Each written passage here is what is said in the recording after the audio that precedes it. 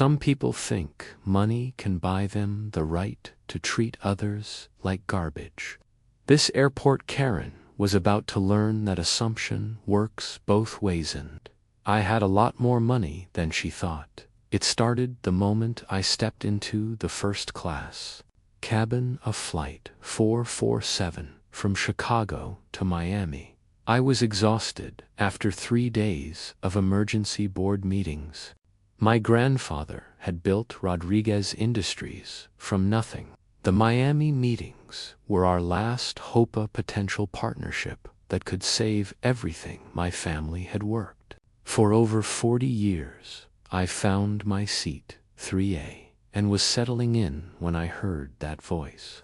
You know, the one sharp, entitled, dripping with the kind of privilege that comes from never being told no in your entire life. Excuse me, flight attendant. There's been some kind of mistake with the seating. I looked up to see a woman in her late 40s, perfectly coiffed blonde hair, designer everything, standing in the aisle with her hands on her hips like she owned the plane. She was pointing directly at me with one manicured finger, her face twisted in disgust. That person doesn't belong in first class, she announced, loudly enough for the entire cabin to hear. I specifically requested that this section be reserved for appropriate passengers only. The young flight attendant, probably no more than 25, looked confused and embarrassed. Ma'am, I'm not sure what you mean. All passengers in this section have valid first-class tickets. Airport, Karen's voice got shriller. Look at him. Does he look like someone who can afford to be up here? This is clearly some kind of mistake or fraud. I demand you verify his ticket immediately. I was wearing jeans and a simple button-down shirt. Apparently, that was enough for this woman to decide I didn't belong in the same cabin as her precious self. Ma'am, the flight attendant said hesitantly, I can't ask passengers for additional verification without cause. The cause is obvious, Karen interrupted. People like him don't fly first class legitimately. Doesn't belong here. The words hit me like a physical slap. I'd been dealing with corporate discrimination for years, people assuming that because I looked young, because my name was Rodriguez, because I didn't wear a suit everywhere I went, I couldn't possibly be successful. But I'd never experienced anything this blatant, this publicly humiliating. I handed over my phone, showing my mobile ticket clearly. First class, seat 3A, purchased with my Black American Express card. The flight attendant's expression relaxed as she verified the information. Everything looks correct, sir. Thank you for your patience. But Karen wasn't satisfied. That proves nothing. Anyone can fake a mobile ticket. I want you to call the gate and verify that he actually paid for that seat. And I want to see a photo ID to make sure he's not using someone else's stolen ticket. Other passengers were starting to stare now, and I could feel my face burning with embarrassment. This was exactly what I didn't need, public scene, when I was already stressed about the company meetings that could determine my family's future. My ticket is legitimate, and I'd appreciate it if you'd stop making accusations. Karen's eyes narrowed. Don't you dare take that tone with me. I've been flying first class for 20 years, and I know what belongs and what doesn't. You're making everyone in this cabin uncomfortable. I looked around at the other passengers. A businessman was pretending to read his newspaper while obviously listening to every word. An elderly couple looked uncomfortable but said nothing. I said, trying to keep my voice level, I'm just trying to get to my destination like everyone else. People like you always play the victim. Karen's voice was getting louder. You probably got this ticket through some diversity program or charity. Real first-class passengers shouldn't have to deal with this kind of disruption. The racist undertones were unmistakable now, and I felt my hands clench into fists. But I forced myself to stay calm. The flight attendant, I'm a Platinum Elite member of this airline. I spend over $30,000 a year on flights. If you don't resolve this situation immediately, I'll be filing complaints with corporate, the FAA, and anyone else who will listen. The young flight attendant looked terrified. She was clearly new and had no idea how to handle a situation like this. Ma'am, I really don't have the authority to then get someone who does, Karen demanded. Get the pilot, get a supervisor. Get someone who understands that paying customers deserve better than this. That's when the chief flight attendant arrived, drawn by the commotion. She was an older woman, probably in her 50s, with the bearing of someone who dealt with difficult passengers before. What seems to be the problem here? She asked, her voice professional but firm. Karen immediately launched into her complaints. This person is obviously in the wrong section, and your staff is refusing to address the situation. I've been insulted, ignored, and forced to share first class with someone who clearly doesn't belong here. This is completely unacceptable. The chief flight attendant looked at me, then at Karen, clearly trying to assess the situation. Sir, could I see your boarding pass? I handed over my phone again, feeling like I was on trial for the crime of existing while not meeting someone else's expectations. The chief flight attendant examined my ticket carefully, then checked something on her tablet. Mr. Rodriguez, your ticket is completely valid. You're in the correct seat, and there are no issues with your booking. But Karen wasn't giving up. I don't care what that screen says. I can tell just by looking at him that he doesn't belong in first class. This is a safety issue. We don't know who he really is or how he got that ticket. Ma'am, the chief flight attendant said firmly, how dare you accuse me of discrimination? I'm simply trying to maintain proper standards. The only policy being violated here is our policy against harassment. The chief flight attendant replied. Do you know who my husband is? He's Richard Henderson, senior partner at Henderson, Walsh & Associates. We have connections at the highest levels of this airline. One phone call from me, and you'll be looking for a new job. I almost laughed at the irony. Henderson, Walsh & Associates was the law firm that had been circling my company like vultures for months, looking for ways to break up our assets for their clients. If Karen only knew that the person she was harassing was the CEO of the company her husband was trying to destroy, the chief flight attendant wasn't impressed. Ma'am, threats are not appropriate. I'm going to ask you one more time to return to your seat. If you continue this behavior, we'll have to consider removing you from the flight. Karen looked around the cabin, searching for support from the other passengers. The businessman was still hiding behind his newspaper. The elderly couple was whispering to each other, but avoiding eye contact. The mother with the child had moved to the far side of the cabin. This is unbelievable, Karen said, her voice cracking with frustration. I'm being threatened and silenced for trying to maintain basic standards. But I could hear her continuing to mutter complaints and making phone calls, probably to her husband and anyone else who would listen to her grievances. The chief flight attendant approached me privately. Mr. Rodriguez, I sincerely apologize for what you experienced. That behavior is completely unacceptable, and it doesn't represent the values of our airline. Thank you, I said quietly. I just want to get to Miami without any more drama, of course. If she causes any more problems, please let me know immediately. As the plane prepared for takeoff, I tried to focus on the presentation I'd be giving the next morning. Everything depended on convincing the Miami investors that Rodriguez Industries was worth saving. My grandfather had started the company in his garage in 1982, building it into a mid-sized tech firm that employed over 300 people.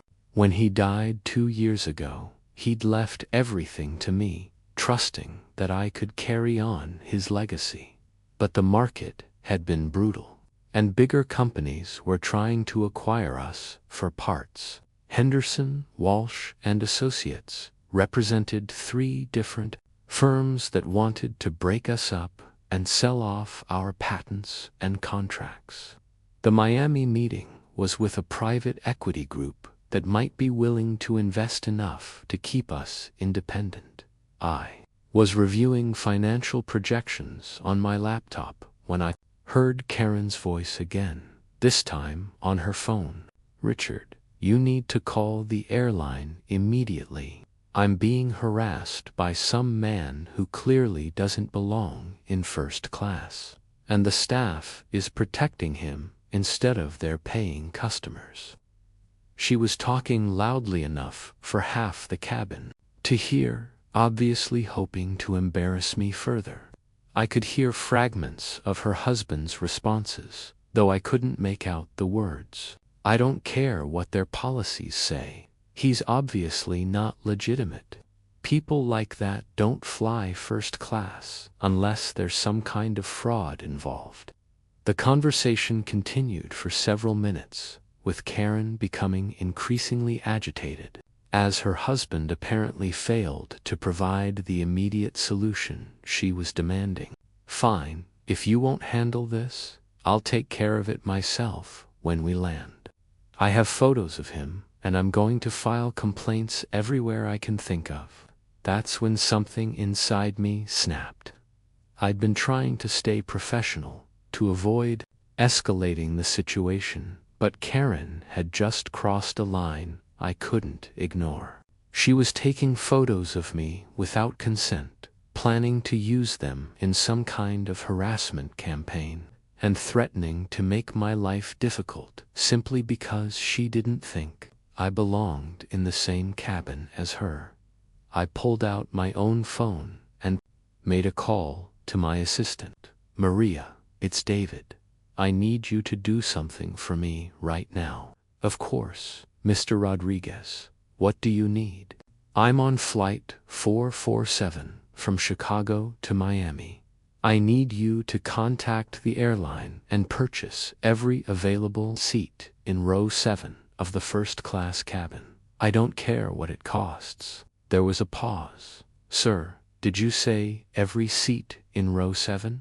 Every seat. I want the entire row purchased under my name within the next 10 minutes. May I ask why? I glanced back at Karen, who was still on her phone, still complaining about my presence in first class. Let's call it a business expense. And Maria, make sure the airline knows that I want those seats to remain empty for the remainder of the flight. I'll handle it immediately, sir. I hung up and went back to my presentation, but I could barely concentrate. The adrenaline was pumping through my system as I waited to see if my plan would work. 15 minutes later, the chief flight attendant appeared at my seat with a confused expression on her face. Mr. Rodriguez, I just received a very unusual request from our booking department. They say you've purchased all 4 seats in row 7 and requested that they remain empty. That's correct, I said calmly. May I ask why? Who was still muttering complaints and taking photos with her phone. The passenger in that row has made it clear that she finds my presence in first class inappropriate. I thought she might be more comfortable if she had the entire row to herself to think about her behavior. The chief flight attendant's eyes widened as she realized what I was doing. "Sir, that must have cost ... double quotes, about $12,000, I said casually. Small price to pay for peace and quiet. Word spread quickly through the first-class cabin. I could see other passengers whispering and looking back at Karen's row, then at me, trying to figure out what was happening. The businessman finally put down his newspaper and was staring openly. The elderly couple was having an animated whispered conversation. That's when the chief flight attendant made an announcement that changed everything. "Ladies and gentlemen, I have an unusual update regarding our seating arrangements, due to a special request from one of our passengers. Row 7 has been purchased in its entirety and will remain unoccupied for the remainder of the flight. We apologize for any confusion." The cabin went dead silent. Every passenger turned to look at Karen, who was sitting alone in a row of 4 empty seats, suddenly realizing that something significant had just happened. "What does that mean?" Karen called out, her voice higher than before. The chief flight attendant walked back to row 7. "Ma'am, another passenger has purchased all the seats in your row. You're welcome to remain where you are, but you'll be sitting alone for the rest of the flight." Karen's face went through a series of expressions: confusion, realization, and then something that looked like panic. Who purchased the seats? Why would someone do that? The chief flight attendant gestured toward me. "Mr. Rodriguez felt you might prefer some additional space to reflect on your earlier comments about appropriate passengers." The color drained from Karen's face as she finally understood what had happened. The man she'd been calling a fraud, claiming didn't belong in first class, had just spent $12,000 to prove a point. That's impossible," she whispered. "He can't afford to do that." "Apparently he can," the businessman said loudly enough for everyone to hear. "And apparently you were wrong about everything you said." That's when other passengers finally started speaking up. The elderly woman turned in her seat to address Karen directly. "You should be ashamed of yourself," she said firmly. "That young man was nothing but polite, and you treated him terribly based on nothing but your own prejudices." The mother with the child nodded in agreement. "I watched the whole thing. You were completely out of line." Karen looked around desperately, searching for support that was no longer there. "You don't understand. I was just trying to maintain standards. Anyone could see that he didn't belong. The only person who doesn't belong is someone who thinks they can treat others that way," the businessman interrupted. "You owe that man an apology." But Karen wasn't ready to accept responsibility. Instead, she grabbed her phone and called her husband again. "Richard, something's happening. The man I told you about just bought out my entire row of dollars just to humiliate me. You have to do something." I could hear her husband's voice through the phone, though I couldn't make out the words. But whatever he was saying, it wasn't what Karen wanted to hear. "What do you mean? What did I do?" "I didn't do anything wrong. I just pointed out that he didn't belong in first class." The conversation continued, with Karen becoming increasingly agitated as her husband apparently refused to support her version of events. "Fine, if you won't help me, I'll handle this myself." She hung up and immediately started typing furiously on her phone, probably composing complaint letters or social media posts about the injustice she felt she was suffering. That's when I decided it was time to reveal exactly who she'd been messing with. I called Maria back. Maria, I need you to send me the Rodriguez Industries corporate profile package, the one we use for investor presentations, right away, sir. Should I include the executive summary? Include everything.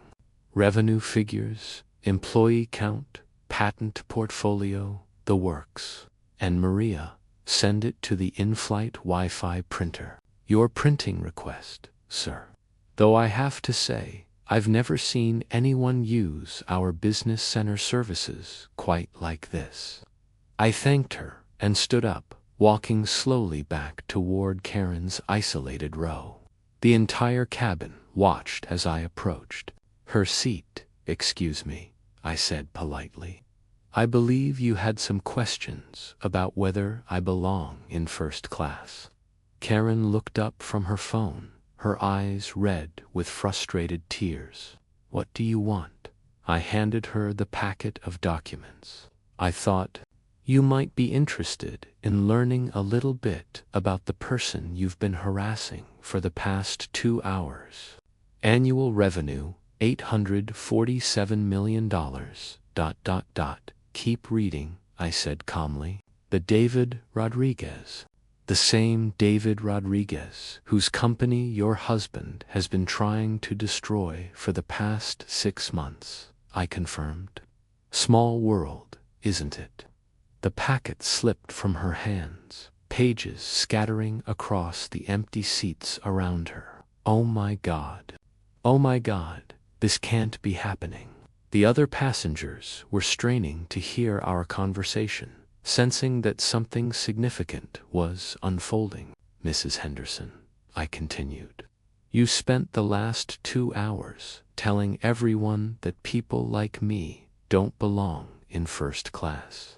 You accused me of fraud, threatened to have me removed from the plane, and took photos of me without consent, all because you decided, based on my appearance, that I couldn't possibly afford to be here. Karen was shaking now.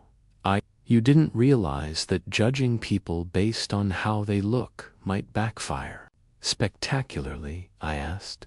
Or you didn't realize that the airline industry is a small community where behavior like yours gets noticed and remembered. Please, she whispered.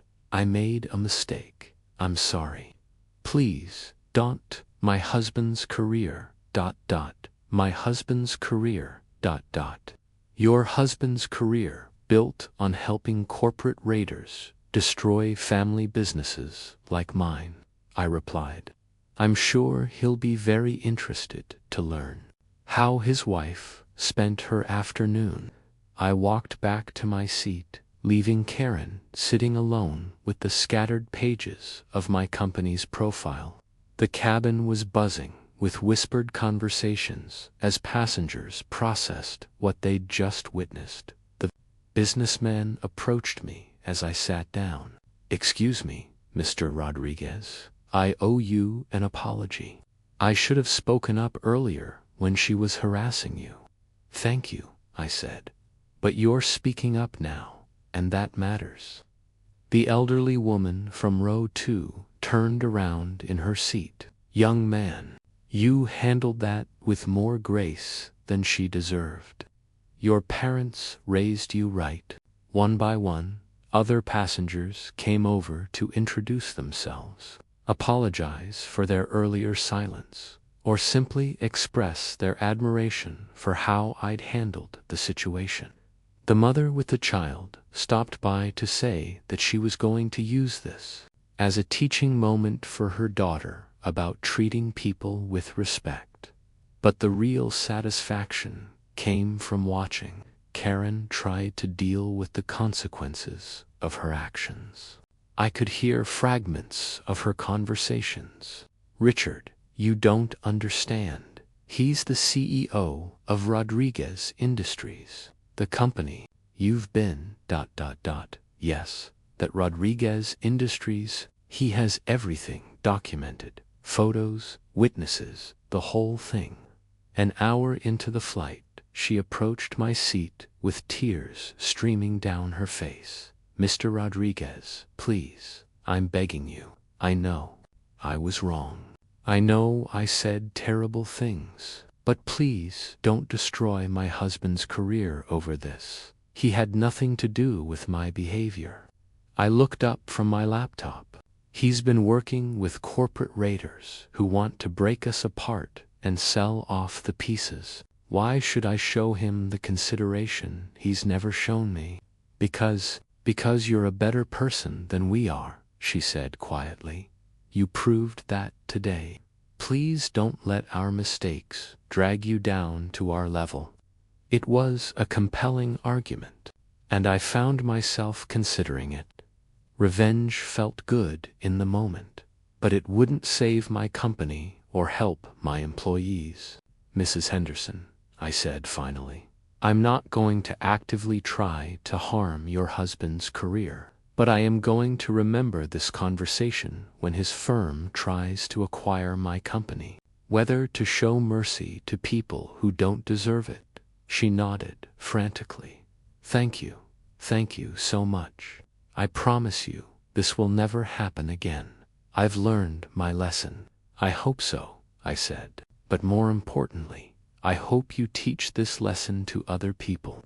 Maybe next time someone sees behavior like yours, they'll speak up instead of staying silent." As we began our descent into Miami, I felt a strange sense of peace. The hostel, but something inside me had shifted. For months, I'd been feeling like I was under attack from all sides, defending something I'd inherited rather than something I'd built myself. But today had reminded me that I wasn't just my grandfather's RI, was my own person, with my own values and my own way of handling challenges. My phone buzzed with a text from Maria. "Mr. Rodriguez, I just received a call from Henderson, Walsh and Associates. They want to schedule a meeting to discuss adjusting their approach to the Rodriguez Industries situation. Should I take the meeting?" I typed back, "Schedule it for next week. But make sure they know that Mrs. Henderson's behavior on Flight 447 will be part of our discussion about their firm's professional standards." As the plane touched down in Miami, Karen approached me one final time. "Mr. Rodriguez, I know you have no reason to believe me, but I want you to know that today changed me. I'm going to spend the rest of my life trying to make up for the person I was in that cabin." "Mrs. Henderson," I said, "the best apology is changed behavior. Show me through your actions, not your words." She nodded and walked away, disappearing into the crowd of deplaning passengers. The chief flight attendant stopped by as I gathered my belongings. "Mr. Rodriguez, I've been flying for 23 years, and I've never seen anything quite like what happened today. You turned a horrible situation into a teaching moment for everyone in that cabin. Sometimes people need to learn that actions have consequences," I said. "And sometimes those consequences come from directions they never expected." As I walked through the Miami airport toward my hotel, my phone rang. It was my little sister, Carmen, calling from college. "David, how was your flight? Are you ready for the big meetings tomorrow?" More confident. "What happened?" I smiled, thinking about Karen sitting alone in her expensive row, finally understanding that money and status don't give you the right to treat people badly. "I just remembered something important, Carmen. Grandpa didn't just leave me a company, he left me the tools to build something even better." "What kind of tools?" "Minds. Turns out those are worth more than any amount of money." The next morning, the Miami meetings went better than I'd ever imagined. The investors were impressed, not just with our financials, but with our values and our vision for the future. By the end of the day, we had a deal that would keep Rodriguez Industries independent and growing. But more importantly, I had learned something about myself that I'd never forget. I didn't need to prove I belonged anywhere. I belonged wherever I chose to be, as long as I carried myself with dignity and treated others with respect. 3 weeks later, I received a handwritten letter from Karen Henderson. She'd enrolled in diversity training courses and was volunteering at a community center, working with immigrants and refugees. Her husband had withdrawn his firm from all attempts to acquire Rodriguez Industries and had issued a public statement, opportunity to become a better person than they thought they could be. And every time one fly, first class now. I remember that the real measure of belonging isn't the price of your ticket or the designer. Labels on your clothes sits the content of your character and the respect you show to your fellow human beings. Some lessons are worth $12,000. Some are worth a lifetime of reflection. And sometimes, if you're very lucky, they're worth both.